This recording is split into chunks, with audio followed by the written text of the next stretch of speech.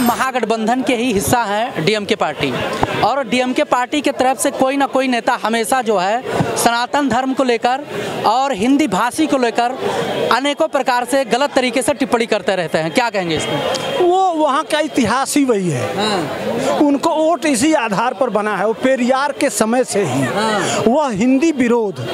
दरअसल इसमें कारण है। क्या कारण है? यह एक वामपंथी नैरेटिव है। अच्छा। यहाँ के जो तथाकथित लोग कहते हैं कि हम नहीं कहते हैं कि हम मूल निवासी, तो वहाँ जाके जो साउथ के लोग हैं वो कहते हैं हम मूल निवासी। अच्छा। आर्य और द्रविड़, ये पुराना इतिहास है।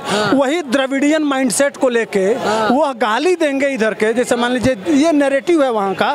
तो वो लेकिन देखना यह चाहिए कि वह अपना स्वार्थ तो सिद्ध कर रहे हैं, लेकिन मूर्ख कहें ये नीतीश कुमार, मूर्ख हैं तेजस्वी यादव, मूर्ख हैं अखिलेश यादव, कि एक छोटी सी मूर्ख है राहुल गांधी कि वह अपना वहाँ बैठ के उल्लू सीधा कर रहा है और तुमको तुम्हारे मतदाताओं को गाली दे रहा है, और तुम बेशरम उसका सिर्फ निंदा करके मनमोहन सिंह के तरह से चुप हो जा रहे हो। जब पाकिस्तान आक्रमण करता था तो मनमोहन सिंह कड़ी निंदा करते हैं। अरे निंदा करने से काम नहीं चलेगा, जवाब देने से काम चलेगा।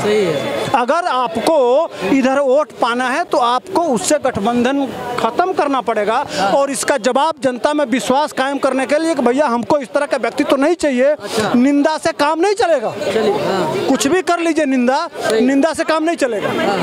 कितना सहमत है इनके बातों से? बिल्कुल सहमत है, और इन्होंने जो वाक्य किया है और जो इन्होंने स्टेटमेंट दिया है ये बिल्कुल जेन्युइन किया है हमारे मित्र ने, बहुत बढ़िया। और जो जिस तरह से बाकी लोगों ने देखा है, हमारे नरेंद्र मोदी साहब जिस तरह से हमारी देश को आगे और प्रगति पे ले जा रहे हैं वो बिल्कुल सही है, और आपकी बात जो है बिल्कुल सही है, मैं सहमत हूँ। और इसी तरह से लोगों को आगे अपना सोच और समझ रखनी चाहिए ताकि वो देश को प्रगति पे ले जा सके। क्या नाम है सर? मेरा नाम है रवि हिंदू। कहाँ के रहने वाले हैं? दिल्ली का ही हूँ। क्या लगता है लोकसभा चुनाव 2024 करीब में है, साथ साथ में महागठबंधन के ही ग्रुप में है डीएमके पार्टी जो है दक्षिण भारत से बिलोंग करता है, उनके कुछ नेताओं का हमेशा से ही सनातन धर्म को लेकर और हिंदी भाषी को लेकर तमाम तरह के मैटर आते रहे हैं। क्या कहेंगे इसको? देखिए उनकी जो पार्टी है डीएमके के, उनके जो नेता हैं एमके स्टालिन, एक्चुअली बात ऐसी है, उसका जो इतिहास रहा है, उनके जो पिता थे उनका भी इतिहास यही रहा है कि सनातन विरोधी ही थे।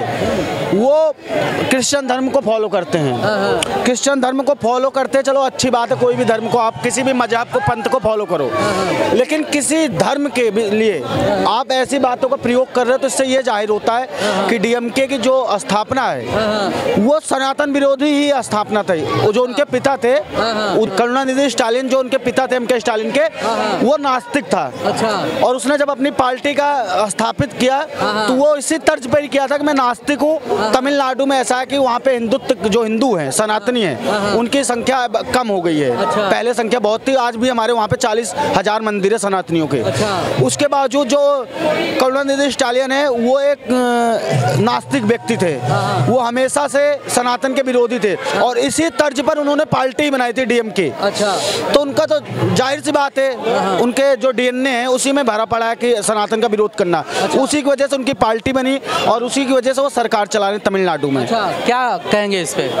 जो डीएमके पार्टी के कोई भी नेता होते हैं हिंदी भाषी को टारगेट करते हैं और सनातन धर्म को लेकर टारगेट करते हैं। सनातन ही सत्य है, सनातन के बिना सब अधूरा है। आप हिंदुस्तान में जीना है तो सनातन को सर्वप्रथम रखना ही पड़ेगा। अच्छा। उसके बिना कोई पार्टी पूर्ण बहुमत से जीत नहीं सकती। अच्छा अच्छा। अरे महंगाई बेरोजगारी भी है भाई सनातन धर्म के अलावा।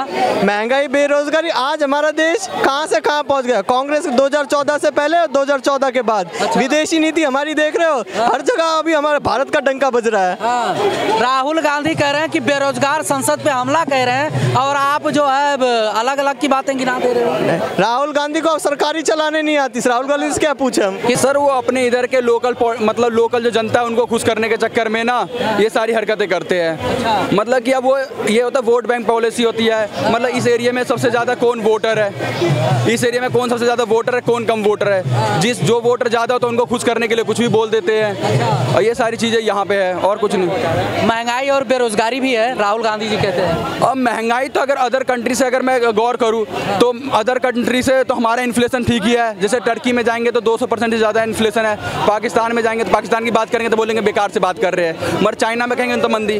और एक तरीके से अगर इन्फ्लेशन जो है ना 4+-2 के हिसाब से बढ़ेगा, मतलब 4% के हिसाब इन्फ्लेशन जरूरी है। अगर इकोनॉमी में अगर 4 से 6% की इन्फ्लेशन है वो बढ़िया है। अगर मान लो चाइना की तरह मंदी आ जाएगी, जब मंदी में लोगों के पास पैसा नहीं रहेगा तो खर्च कैसे करेंगे। इन्फ्लेशन भी जरूरी है, मतलब अगर वो कंट्रोल में हो तो इंडिया का इन्फ्लेशन मतलब 7 तक जाता है, आरबीआई ने इतना कंट्रोल किया है, तो 4 से 6 से तो बढ़िया है।